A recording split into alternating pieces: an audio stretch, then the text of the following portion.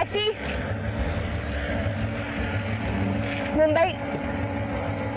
विद्या बैठ जाओ, मैं तुम्हें छोड़ देता हूँ। तुम क्यों आया? तुम बैंगलोर जाने से पहले एक आखिरी बार तुम्हें स्टेशन छोड़ना चाहता हूँ।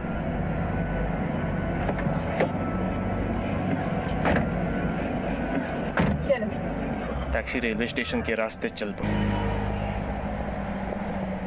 चलो विद्या की माँ, जल्दी करो। आई तेरे लिए इस बार बैंगलोर सिल्क पक्का। रहने दे।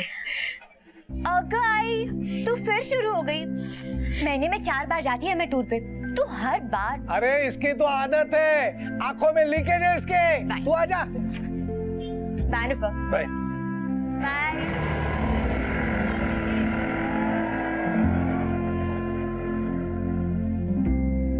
ये बाजी भी मेरी। क्या रे, क्या खा के आ रहे आज तू? साला एक के बाद दूसरी बाजी। ये कहीं तू गोची तो नहीं कर रहा ना? अरे देख, मुझे लग रहा तू गोची कर रहा है। तू जानता है ना तू किसके साथ खेल रहा? मेवा बोलते मेरे को, मेवा। मैं क्यों कोची करूंगा? खेलने में कभी नहीं है। क्या दिखा जरा, अरे क्या? छोड़। अबे तेरी तो है। ये क्या है? अबे शाना बनता है। इधर आ। मेरे से गोची कर रहा तू? पैसे दे। पैसे तू मेरे से गोची कर रहा, तू जानता है ना गोलू? अबे लाफा क्यों मारा अबे मुझे? गंदी नाली के कीड़े, तेरे दिमाग के पूछ के मारूंगा लाफा। तू मेरे साथ गोची कर रहा? माँ का नाम नहीं लेने का। माँ है क्या तेरी? गंदी नाली का कीड़ा है तू, समझा? कीड़ा साले। चिकने चिकने चिकना पकड़। छोड़ छोड़ छोड़ साले। मेवा को मारता है साले। मेवा को मारेगा, ये को मारेगा, ये को मारेगा।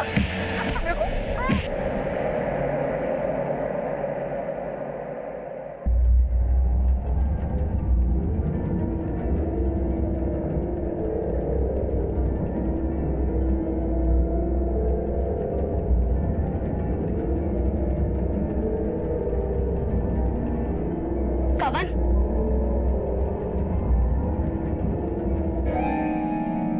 पवन मेरी बात सुन। आज वापस लड़के आया ना, तेरी बात का जवाब दे। कितनी चोट कैसे लगी? तू जवाब देगा कि नहीं मेरी बात का? पवन मैं तुझसे कुछ पूछ रही हूँ।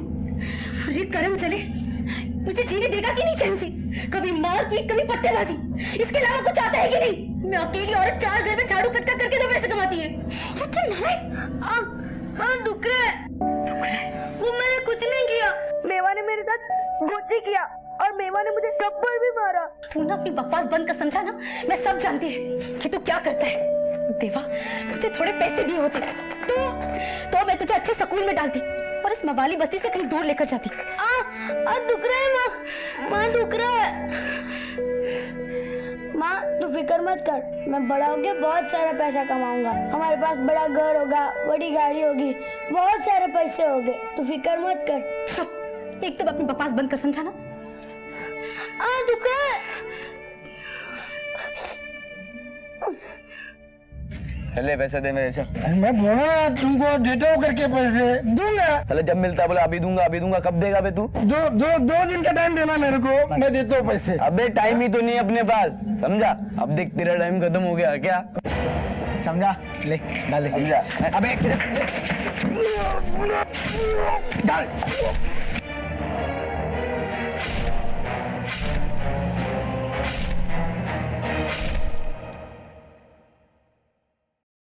निकलते यार, कोई देख लेगा। चल।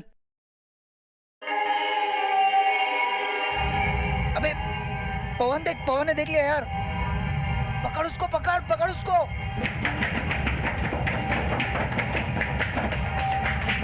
ये रुक रुक।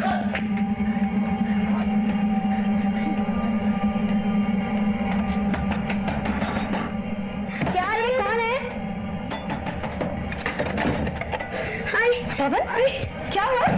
हाँ, कैसा आवाज क्या है? क्या हुआ? अरे वो लोग मुझे मार देंगे। कौन मार देगा? पवन हुआ क्या? बताएगा कौन मार देगा? क्या कर दिया है तू? अरे मैंने कुछ नहीं किया। तेरी कसम आई, उन लोग ने एक आदमी का खून भी कर दिया। सच में आई, वो लोग मुझे भी मार देंगे। अरे कौन किसको मार देगा? मेवा और उसके दोस्त मुझे मार देंगे। कुत्ते के पिल्ले बाहर निकल। खोल रे, खोल बाहर निकल कुत्ते का पिल्ले। तू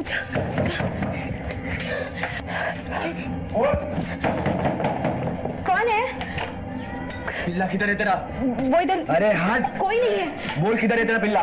कोई कोई नहीं है, मैं बोल रही हूँ। नहीं बोलेगी, मैं खुद देखता हूँ। मैं बोल रही है ना, वो नहीं आया घर पे, आई शपथ नहीं आया। चुप रहे, मेरे को देखने दे। कहाँ है तेरा पिल्ला? किधर है तेरा पिल्ला? खून सवार है मेरे सर पे। मैं बोल रही है ना, कोई नहीं है। आएगा तो बोल उसको। जो देखा, जो सुना, अगर किसी को बोला ना, दिल्ली निकाल लूंगा मैं उसकी, और तेरे हाथ में उसका कटा हुआ सर रखूंगा मैं। क्या समझी? किसी को कुछ नहीं बोलेगी, न वो बोलेगा। समझा उसको? कुछ नहीं बोलना। ए चिकने, समझा इसको? समझ जा जो भाई ने बोला है।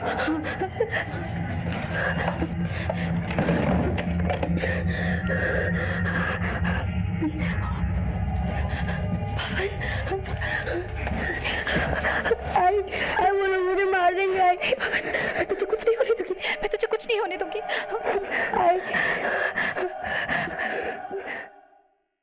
आपने ये लाश कब देखी? सर मैं जब सुबह निकला था तो यहाँ भी पड़ी हुई थी लाश। साहब, मुझे पता है सब किसने किया।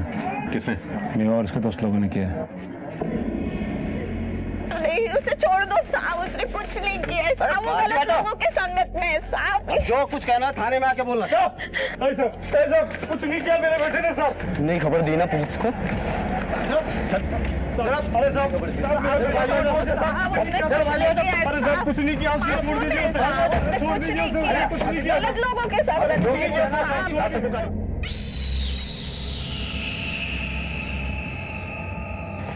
किधर चला गया? पवन, पवन, भाव पवन को देखा क्या? पवन, ए टिंको, पवन को देखा क्या रे? मेरे को नहीं पता। पवन, भाव पवन को देखा क्या भाव?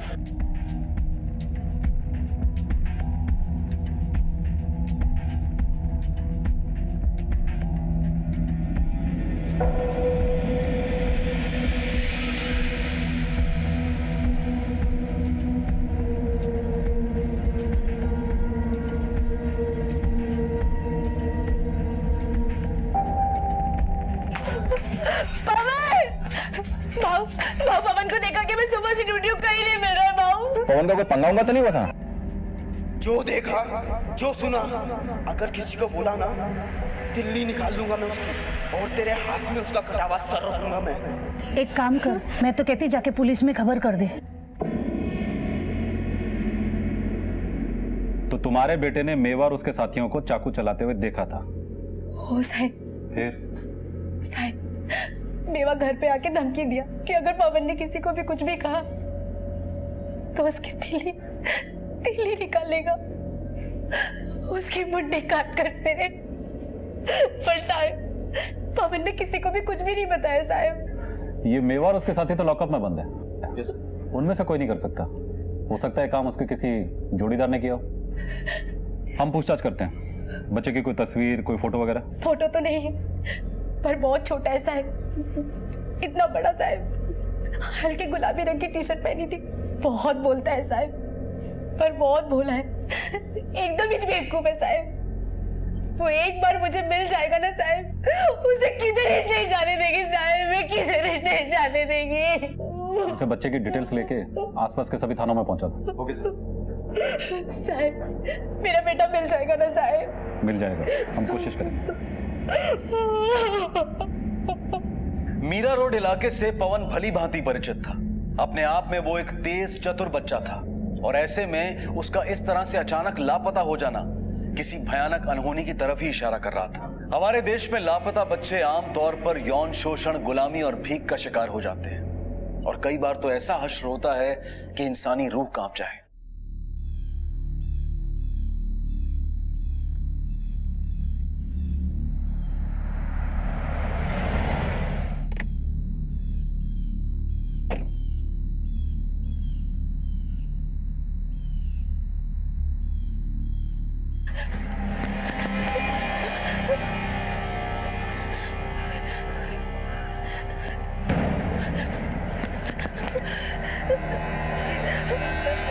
चलिए आप लोग।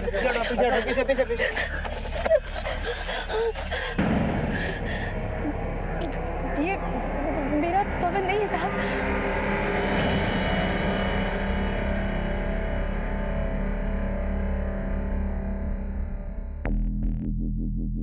सर, बच्चे की पोस्टमार्टम रिपोर्ट, मौत जहर खाने से हुई है। और जहर उस केक में था जिसे बच्चे ने हाथ में पकड़ा हुआ था। हाँ सर। ये सड़क मीरा रोड इंडस्ट्रियल एरिया से होकर गुजरती, जिसके किनारे उस बच्चे की लाश मिली। देशमुख, जरा ध्यान से देखो, इस सड़क के किनारे बहुत सारी फैक्ट्रीज हैं, जिनमें से कई फैक्ट्रीज में सीसीटीवी कैमरास लगे हुए हैं। हाँ सर। बच्चा सड़क पर दूर से चलता हुआ आया। ये देखो, ये एक सीधी सड़क है, तकरीबन कोई 3-4 किलोमीटर लंबी। हो सकता है इनमें से किसी फैक्ट्रीज में लगे हुए सीसीटीवी कैमरास में उस बच्चे की कोई तस्वीर कैद हुई है। मैं भी पता करता हूँ सर।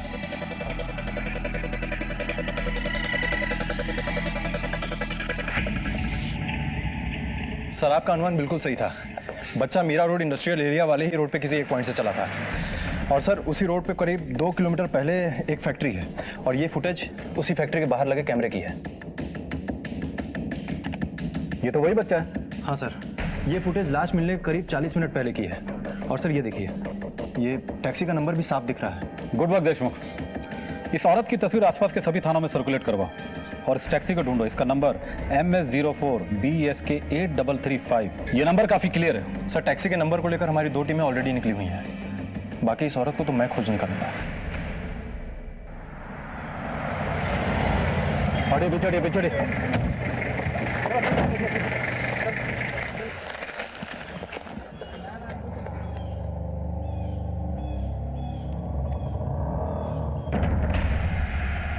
ये तो वही लड़की जिसे हमने सीसीटीवी फुटेज में देखा था। हाँ सर। इसे भी शायद गला दबा के मारा गया है। इसके पास कोई सामान वगैरह मिला, पर्स या बैग? नहीं साहब, कुछ भी नहीं मिला। बच्चे की लाश फैक्ट्री से 4 किलोमीटर आगे और लड़की की लाश यहाँ। बच्चे को जहर देके मारा गया और लड़की को शायद गला दबा के। सर, कुछ उलझा हुआ सा मामला लगता है। बॉडी का पोस्टमार्टम ले भेजो। Okay sir.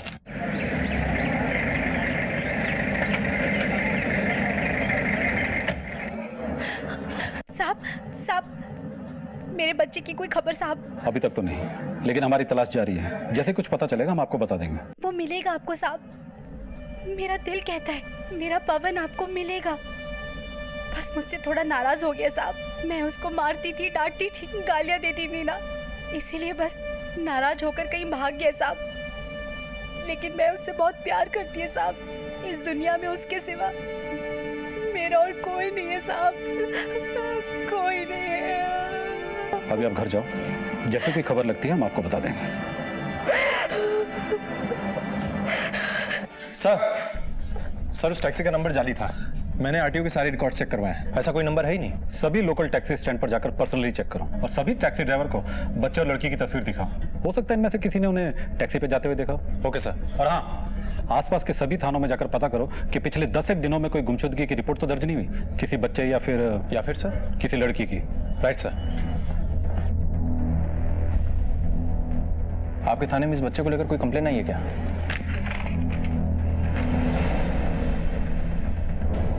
नहीं है।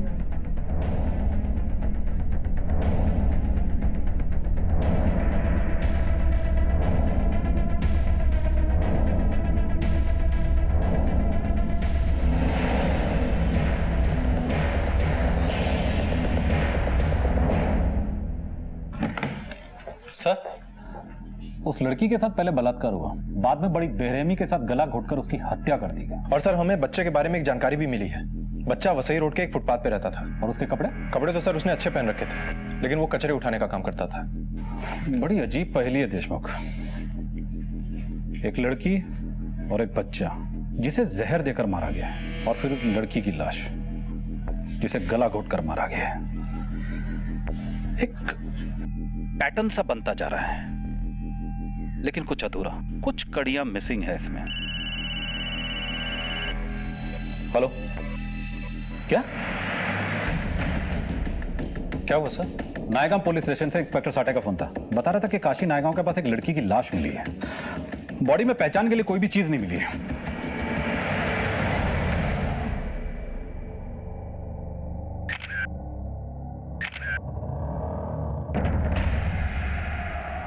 ये गले पे निशान? गला दबा के मारा गया। लगता है लड़की के साथ जबरदस्ती भी की गई है। सर अपने पुलिस स्टेशन में एक बुजुर्ग पति पत्नी आए हैं, उनकी बेटी खो गई है। जादव को बोलो उनको मॉर्ग लेके जाए। Okay sir.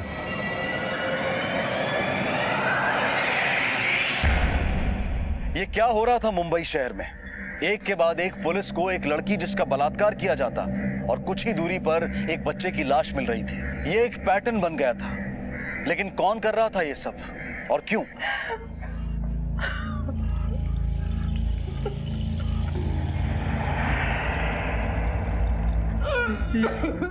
अपनी मृदुल नहीं है ये, काय को रोती है? हाँ? अपनी बेटी को कुछ नहीं हुआ है। हाँ।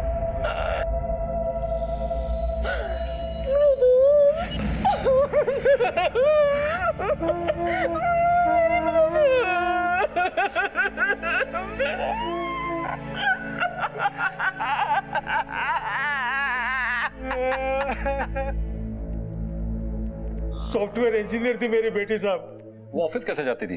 अपार्टमेंट के गेट से ऑटो लेती थी। चौकीदार ने भी उसे देखा। साहब वो रोज सुबह गेट से ऑटो पकड़ती थी, लेकिन उस दिन टैक्सी से गई। ये बात मैंने उसके माँ बाप को ही बताई। टैक्सी से? हाँ साहब, उस दिन गेट पे एक बच्चा। क्यों रहे हो आप? कहाँ रहते हो आप? पूनम नगर।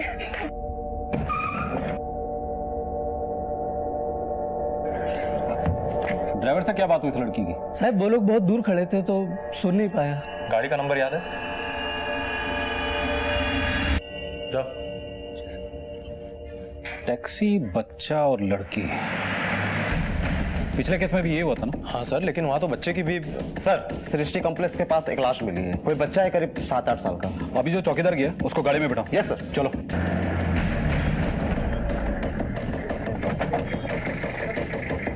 लड़की। पिछले केस में भी ये हुआ था ना? हाँ सर, लेकिन वहाँ तो बच्चे की भी। सर सृष्टि कॉम्प्लेक्स के पास एक लाश मिली है। कोई बच्चा है करीब 7-8 साल का। अभी जो चौकीदार गया उसको गाड़ी में बिठाओ। Yes sir. चलो।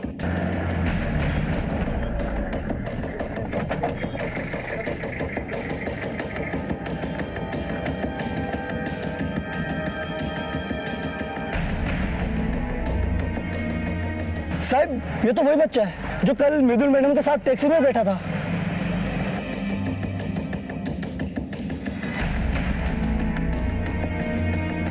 सर इसके भी हाथ में केक है।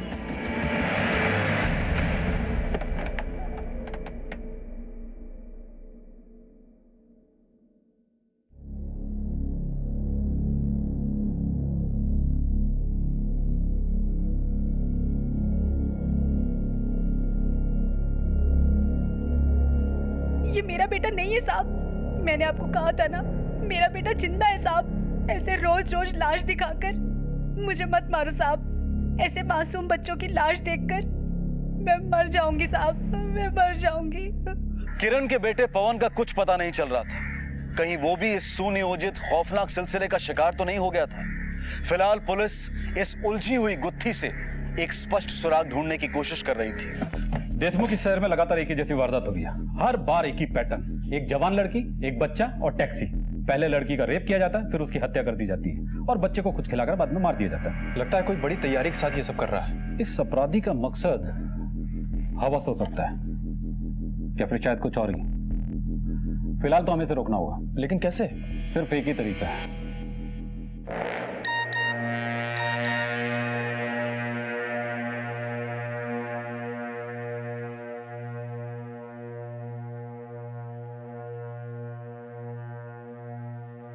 और हीरो ने क्या डायलॉग मारा पता है? जास्ती बोलने का नहीं तो इधर ही 3 का 13 कर देगा मैं। मस्त ना? हीरो सब चना हो गया मेरा ये ले। सब चिल्लर दो ना। अरे रख ले बेटा, एक्टिंग बहुत अच्छी करता है तू। फिल्मों में काम करेगा? फिल्मों में? हाँ। मेरा दोस्त है ना, फिल्म प्रोड्यूसर है, एक फिल्म बना रहा है। तेरे जैसी पक्षी की जरूरत है उसको, लेकिन तेरे को मेरा एक काम करना पड़ेगा। हाँ करेगा ना सर? पक्का? हाँ हाँ। ये ले। 1000 का नोट? हाँ, अरे ये तो बस एडवांस है, काम होने के बाद और पैसे मिलेंगे। ये पकड़ा, इधर ये ले पकड़। चल आजा गाड़ी में फटाफट। आई आई आई आई आई। क्या हुआ बेटा? तुम रो क्यों रहे हो? मैं घूम गया हूँ। तुम्हारी आई कहाँ है? अच्छा, तुम्हें तुम्हारा घर तो पता होगा ना? हाँ, वो मंदिर के पास। मैं तुम्हें तुम्हारे घर तक छोड़कर आऊंगी। हाँ, चलो। क्या नाम है तुम्हारा? दीपू। ये बताओ, तुम गुम कैसे हो गए? अरे मैडम, आजकल के माँ बाप ना अपने बच्चों पर ध्यान ही नहीं देते।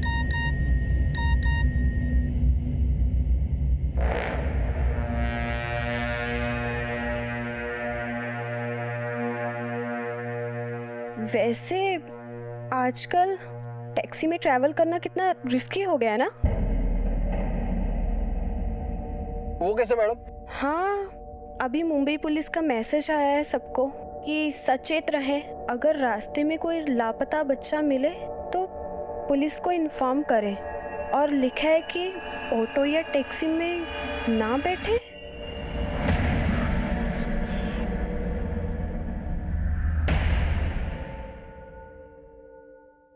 अरे बेटा, यही मंदिर है ना? देख जरा। हाँ हाँ हाँ, वही मेरा घर है। रुको रुको। अरे बेटा सुन। चलो मैडम, आपको छोड़ देता हूँ।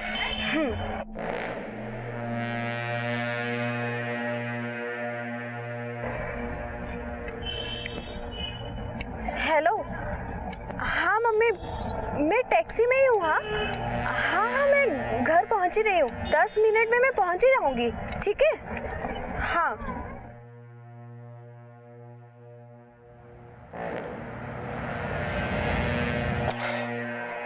क्या हुआ?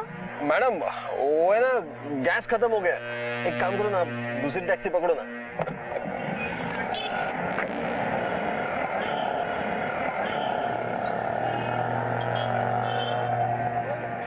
काश के इस लड़की ने इस घटना की सूचना पुलिस को दे दी होती। काश के पुलिस इस खबर के आधार पर उस दरिंदे को पकड़ पाती। आमतौर पर लोग पुलिस को जरूरी इंफॉर्मेशन समय रहते नहीं देते, अपने सामाजिक और इंसानी कर्तव्य का पालन नहीं करते। 2 हफ्तों तक मुंबई शांत रहा। या तो अपराधी शहर से निकल गया था या फिर पुलिस को इतना सतर्क देखकर खामोश हो गया था।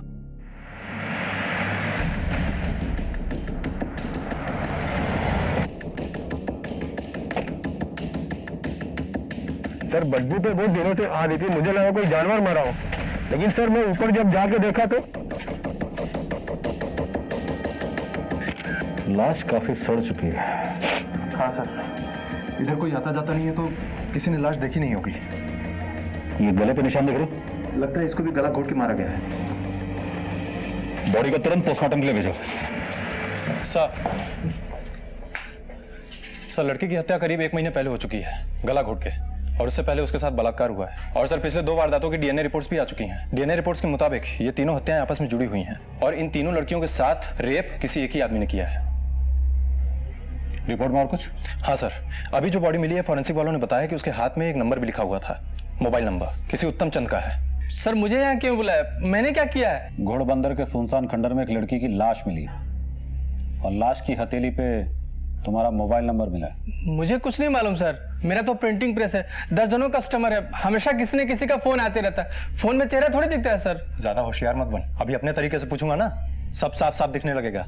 देशमुख, एक काम करो, इसको लेकर इसके सभी क्लाइंट्स के पास जाओ और पता करो कि महीने भर से कोई लड़की लापता हुई है क्या। Okay sir.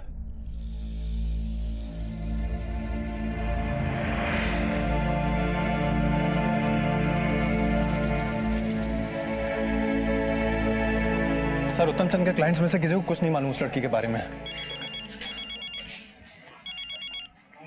हेलो, हाँ ठीक है। क्या हुआ सर? लड़की के ऑफिस का पता चल गया। सर, विद्या पाठक हमारी कंपनी की मार्केटिंग एग्जीक्यूटिव थी और उस दिन वो बेंगलोर के लिए निकली थी सर।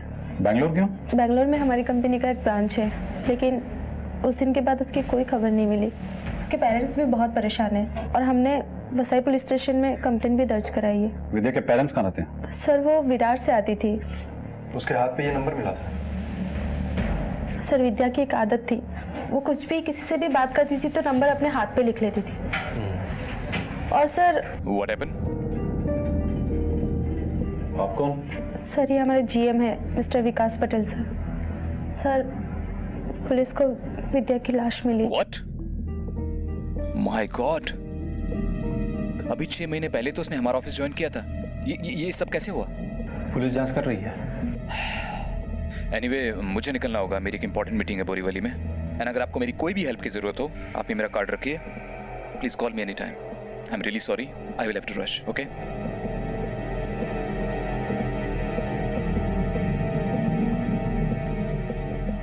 क्या आप बता सकते हैं विद्या के पेरेंट्स कहाँ रहते हैं? जी, हमें जब भी बच्चे की लाश मिली है, उसके बाद हर बार एक लड़की की लाश मिली है, लेकिन इस बार लाश मिलने के बाद ऐसा कुछ भी नहीं हुआ है। लेकिन सर, अभी तक हमें पवन के बारे में कुछ पता नहीं चला है। हमें जल्दी इस पवन के बारे में पता करना होगा, कहीं वो भी इस घटनाक्रम का शिकार तो नहीं होगी। सब 1 महीने से ढूंढ रहे थे, 1 महीने से। आखिरी बार आप लोग उससे कब मिले थे? उसी रोज जब वो बैंगलोर जा रही थी। उसके साथ उसका मंगेतर भी था साहब। कौन मंगेतर? अनुपम पाटिल साहब। बहुत अच्छा लड़का है साहब, इंश्योरेंस एजेंट है। 1 महीने पहले ही दोनों की सगाई हुई थी साहब। दोनों बहुत खुश थे, दिसंबर में शादी तय हुई थी साहब। कहाँ अपना? बाय अनुपम। Bye bye. आपको पक्का यकीन है कि वो ऑटो से ही गई थी, टैक्सी तो नहीं थी ना? अरे नहीं साहब, मैं ऑटो लेके आया था। ये अनुपम पाटिल कहाँ रहता है? सर, महीने भर से ढूंढ रहा हूँ उसको, कहाँ नहीं ढूंढा। यहाँ लोकल थाने के चक्कर काट के पागल हो गया। वो सही विरार मीरा रोड मुंबई सेंट्रल तक गया। कब से जानते हो उसको? सर, हम लोग एक साथ कॉलेज में थे, 5 साल हो गए। विद्या से किसी की कोई रंजिश, कोई झगड़ा? नहीं सर, उसका किसी के साथ झगड़ा हो ही नहीं सकता। अगर कोई ऊंची आवाज में भी बात करे ना तो भी डर जाती। कोई उसको बुरा भी बोल दे तो भी कुछ नहीं बोलते। मुझे यहाँ पे क्यों बुलाया सर? ताकि आप वो बातें बता सके जो उधर ऑफिस में बोल नहीं पा रही थी। एक्चुअली विद्या और बॉस के बीच में कुछ प्रॉब्लम चल रहा था। कैसी प्रॉब्लम? विद्या जिस दिन बेंगलोर के लिए निकल रही थी, उस दिन बॉस उसे अपने कैबिन में बहुत डांट रहे थे।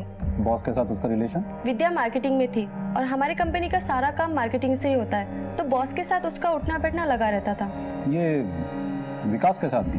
वैसे तो ठीक है, लेकिन थोड़ा सीक्रेटिव है। बाकी वो अपने बारे में किसी को ज्यादा कुछ नहीं बताता। अब बताएगा। देखिए, मुझे जो मालूम था मैंने आपको बता दिया है। वो महज एक एम्प्लॉय थी and I am really sad कि उसके साथ जो कुछ भी हुआ, इससे ज्यादा मुझे कुछ पता नहीं है। फिर तो हमें आपको थाने में 1-2 दिन और रखना पड़ेगा। किस जुर्म में? अगर आप हमारे साथ कोऑपरेट नहीं करेंगे तो मजबूरन हमें आपकी रिमांड लेनी पड़ेगी। देखिए, मैं अपने लॉयर से बात करना चाहता हूँ। और आप ये कैसे कह सकते हैं? 20 साल हो गए मुझे इस नौकरी में, कुछ नजरें पड़ना हम भी अच्छी तरीके से जानते हैं। अभी आप बताएंगे या कोर्ट से ऑर्डर मंगवाऊं? देखिए, अब वो मैं और विद्या, आई मीन हम दोनों के बीच में कुछ चल रहा था। क्या? हम एक दूसरे से प्यार करते थे। उसकी शादी तय हो चुकी थी और हम उसके मंगेतर से मिलके आए हैं। हाँ, मैं जानता हूँ कि उसका मंगेतर था, लेकिन वो उस रिश्ते से खुश नहीं थी। वो एक साधारण सा इंश्योरेंस एजेंट था और वो काफी एम्बिशियस थी। वो जिंदगी में आगे जाना चाहती थी, स्मार्ट थी और मुझे अच्छी लगी। उसका इस्तेमाल किया और बाद में फेंक दिया। देखिए, हम दोनों शादी करने वाले थे जिस दिन वो बेंगलोर जा रही थी। मुझे कुछ और टाइम चाहिए, मम्मी पापा को भी बताना। और फिर पिछले 3 महीने से तुम मुझसे टाइम मांग रही हो। इनफ इज इनफ यार। विद्या, मैं तुमसे बहुत प्यार करता हूँ और कितने दिन तुमसे दूर। सर, आप ही बताइए, जिस लड़की से मैं इतना प्यार करता था, जिससे मैं शादी करने वाला था, मैं उसे क्यों मारूंगा? क्यों? देखिए, आप अभी जा सकते हैं, लेकिन बिना हमारी परमिशन के आप मुंबई से बाहर नहीं जा सकते। इस आदमी का बैकग्राउंड चेक करवाओ, मुझे इस आदमी पर शक है। कोई खबर नहीं तेरे बेटे की, मिलती खबर भिजवा देंगे। अब तुम जाओ।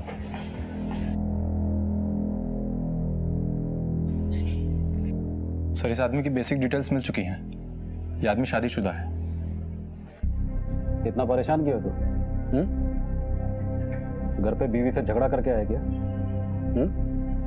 बीवी को बुलवाऊं या फिर? देखिए, हमारा डाइवोर्स होने वाला है। मेरे लॉयर से बात हो चुकी है। अपने अफेयर के बारे में तो अभी तक बीवी को बताया नहीं, फिर डाइवोर्स कैसे लेगा तू?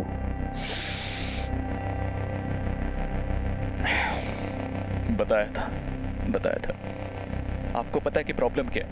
ये विद्या मुझे 3 महीने से शादी की डेट के लिए टाल रही थी, जिसकी खातिर मैं अपनी 7 साल पुरानी शादी को छोड़ रहा था। लेकिन बेंगलोर जाने से पहले मुझे उसने बोला था, मुझे बस बैंगलोर से लौटने दो, फिर पक्का शादी कर लेंगे। मैंने अनुपम को भी बता दिया। बस तुम थोड़ा सा शांत हो जाओ प्लीज। विकास के आंसू सच्चे हैं या झूठे, विकास की बातें मनगढ़ंत हैं या हकीकत का बयां, यह पुलिस की जांच पड़ताल उजागर कर देगी, लेकिन इतना तय था कि विद्या की मौत का मकसद इंसानी रिश्तों के दरमियान ही था। प्यार जैसी खूबसूरत भावना मौत की बदसूरत शक्ल अख्तियार कर सकती है, इसकी मिसालें अपराध के इतिहास में भरी हुई हैं। अगर पुलिस का शक विकास पर है तो सवाल यह उठता है कि रिश्तों का वो कौन सा दंश था जिसने विकास को विद्या की हत्या के लिए उकसाया, या फिर सच कहीं और कुछ और ही है। सर, विकास पटेल ये आदमी ठीक तो नहीं है, लेकिन ये कांड इसने नहीं किया। ये देखो डीएनए रिपोर्ट। तुमने विकास पटेल की एक बात पे गौर किया? कौन सी बात सर? उसने हमें बताया था कि विद्या ने बैंगलोर जाते समय उससे कहा था कि लौटती वो उससे शादी करेगी। मुझे बस बैंगलोर से लौटने तो फिर पक्का शादी कर लेंगे। और उसने ये बात किसी और से भी कह दी थी। हाँ सर, वैसे भी विद्या के बैंगलोर से लौटने के बाद विकास से शादी करना, अगर किसी को सबसे ज्यादा अखरता तो वो यही शख्स है। और सर, वैसे भी अमीर विकास के सामने इसकी हैसियत ही क्या है? चलो चलकर इससे पूछताछ करते हैं।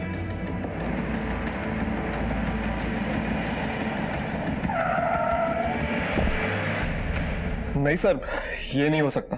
विद्या और उसका बॉस, नहीं सर, ये सब झूठ है। ऐसी कोई बात नहीं है, विद्या ने मुझे नहीं बताई। लेकिन विकास का तो कहना है कि इस रिश्ते को लेकर विद्या की तुमसे बात हुई थी। सर, ये विकास, ये जो कोई भी है ना, ये झूठ बोल रहा है। मेरी विद्या मुझे धोखा नहीं दे सकती। साहब, मैं तो पहले इसको बोला था, ये लड़की तेज है, तेरे हाथ से निकल जाएगी। ये ठहरा साहब मामूली इंश्योरेंस एजेंट, 15,000 रुपए से ज्यादा कमाता नहीं है। दीवाना हुआ पड़ा था उस लड़की के पीछे। सुन ले, बॉस के साथ चक्कर चल रहा था उसका। तू चुप कर जा राकेश, सब झूठ है। तू जा यहां से। मैंने इसको समझाया था।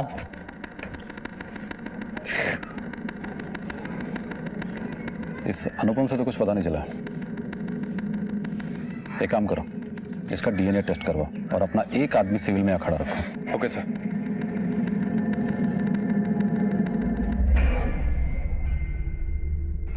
सर, ये तो टैक्सी ड्राइवर है। पकड़ के लाओ इसे। Okay sir.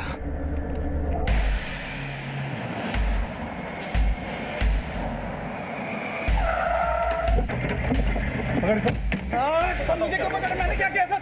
मैंने कुछ नहीं किया, क्यों पकड़ रहा मुझे? सच बताया?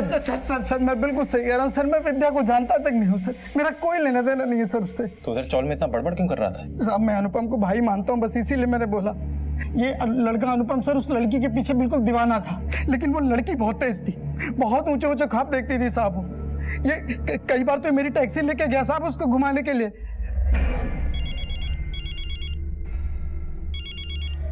हाँ हेलो, क्या? कंट्रोल रूम को अलर्ट कर दो और उसको पकड़ो। सर, अनुपम के चौल से अपना ही आदमी था। अनुपम अभी अभी वहां से निकल रहा है। और सर, उसके हाथ में कुछ बैग वगैरह भी था।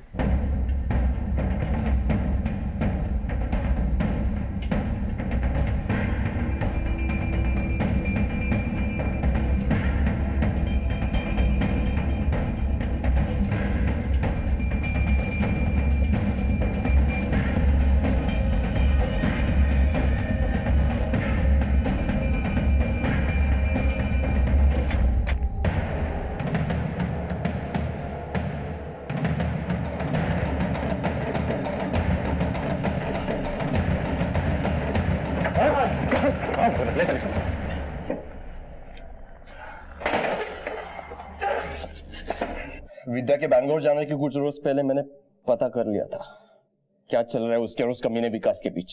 कैसे? फोन नहीं उठा रही थी मेरा।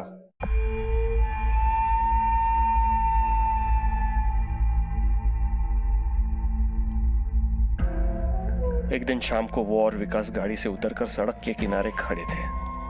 जब मैंने देखा तो मेरा खून खौल गया।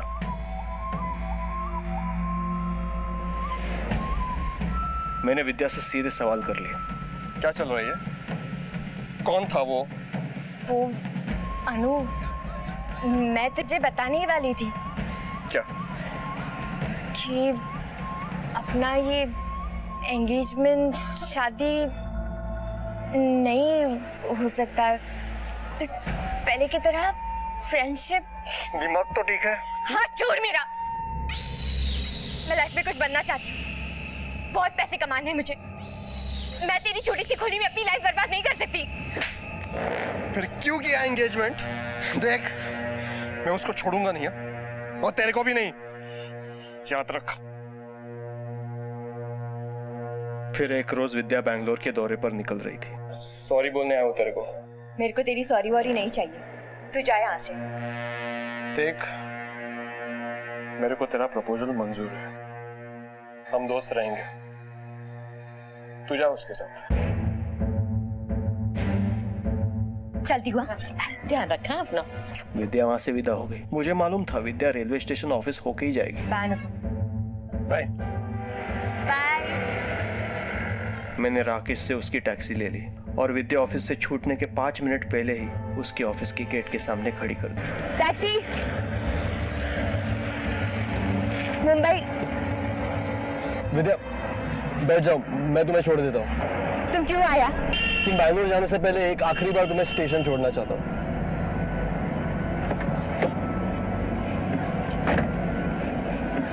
चलो। टैक्सी रेलवे स्टेशन के रास्ते चल पड़ी। फिर कुछ दूर जाके मैंने रास्ता बदल लिया। अनुपम, तुम कहाँ लेकर आए हो? गाड़ी रोको अनुपम, गाड़ी रोको। सारा शरीर नफरत से जल रहा था मेरा।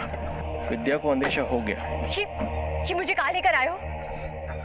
मुझे तुमसे जरूरी बात करनी है। मुझे तुमसे कोई बात नहीं करनी, मुझे स्टेशन जाना है। मैं छोड़ रहा हूँ ना तुम्हें। मेरी बात सुनो, बहुत जरूरी है। मुझे तुमसे कोई बात नहीं करनी। मेरी बात सुनो। गला घोटकर मार डाला मैंने उसको, पर उससे पहले उसकी इज्जत लूट ली। बचाओ! बचाओ! बचाओ! छोड़ो!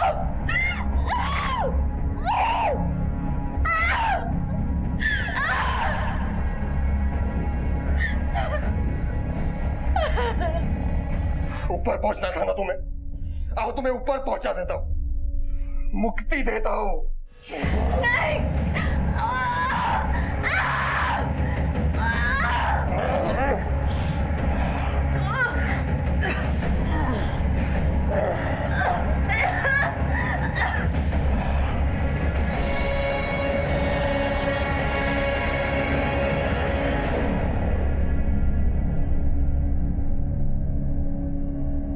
जब भी लड़की लोग को देखता ना साहब, पागल हो जाता मैं, दिमाग खराब हो जाता मेरा। नफरत सी हो गई थी औरत जात से। फिर मैंने सोच लिया शांति का अब एक ही उपाय है, एक ही तरीका। इसलिए मैंने एक प्लान बनाया। रास्ते के किसी गरीब बच्चे को मैं पैसे देके, एक्टिंग का झांसा देके उसे उठा लेता, उसे अच्छे महंगे कपड़े पहनाकर क्या करना है कैसे करना है समझा देता, और फिर कहीं किसी सड़क पे किसी लड़की के सामने यही लड़का खो जाने की एक्टिंग करता था। मैं सही मौके पर राकेश की टैक्सी लेके सामने पहुंच जाता, मदद करने के बहाने दोनों को टैक्सी में बिठा लेता था और लड़की का रेप और मर्डर करके बच्चों को जहरीला केक खिलाता था और उनकी जान लेता था। मैंने अखबार में पढ़ लिया पुलिस को कुछ लाशें मिली है, आपका अलर्ट भी देखा। फिर मैं रुक गया, रुक गया। 3 लड़कियां और 2 बच्चे, और भी कोई था तेरा शांति का जरिया? हाँ था ना, एक को तो मैंने भाईंदर की खाड़ी में फेंक दिया, उसे आप ढूंढ नहीं पाएंगे। एक बड़ा पत्थर बांध दिया उसके गले में। और बच्चा? लोहानी टॉस के पीछे वाले जंगल में।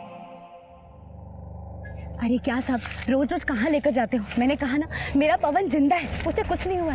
कल रात में मेरे सपने में आया था और मुझे कहा माँ मैं आ रहा हूँ मैं।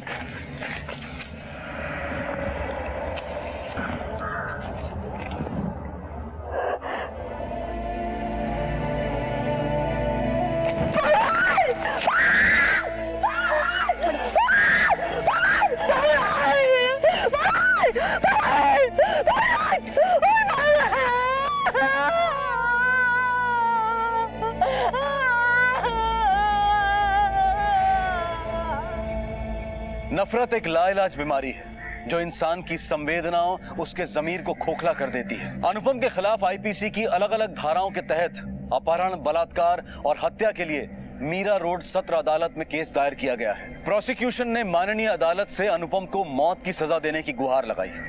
बच्चों की जिंदगी को अपराध का जरिया बनाया गया, मासूम लड़कियों की इज्जत और जान ली गई। अगर गौर से देखा जाए तो इसकी मुख्य वजह सतर्कता में कमी थी।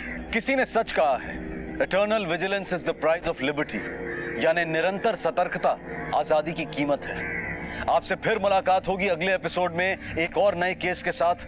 तब तक अपना और अपने परिवार का ख्याल रखें और देखते रहें क्राइम पेट्रोल। सबक एक को, सीख हम सबको। जय हिंद।